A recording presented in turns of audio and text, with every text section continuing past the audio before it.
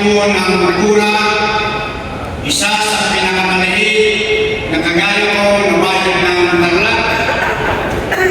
Babasahin ko po ang isang manifesto na galing o pinirmahan o pipirmahan ng aking mga kasamahan na magtataguyod, susuporta ng buong puso sa ating susunod na magiging gobernador sa probinsya ng Tarlac, Madam Monica Nicky Prieto Teodoro. Partido Federal ng Pilipinas,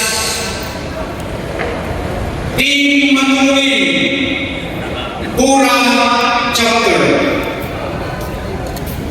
Manifestation of support for Madam Monica Nicky Prieto Teodoro. We, the officers and members of Partido Federal ng Pilipinas, Pura Chapter,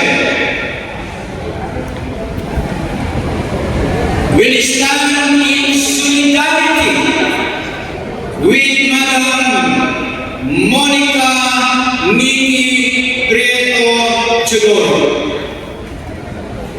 We have a strong faith that her dedication, commitment, and selfless leadership can help the province of Tarlac to be more progressive and a sense of unity in cooperation among the members of our society will embedded in the hearts of all of this society.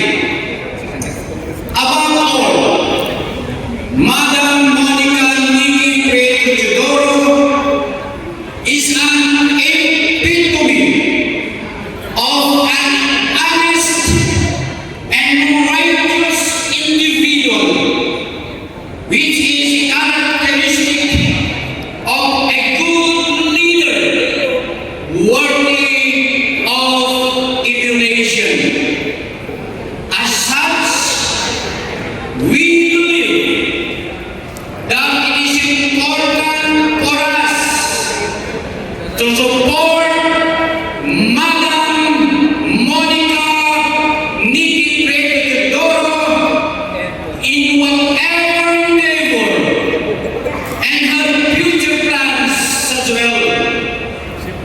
To all of us, especially to Madam Nicky, congratulations po!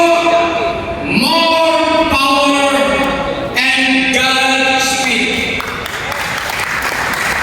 Galing po sa ating chairman, yours truly, Vice Mayor Bernabet P. Bilao, our President Samuel V. Legriti Jr., our General Secretary, Jaime Baldovino, and the Auditor, Arsenio Sabado, and the Board of Directors, Kelly Ganon, Bonifacio Guerra, Nestor Capimpin, and Richard J.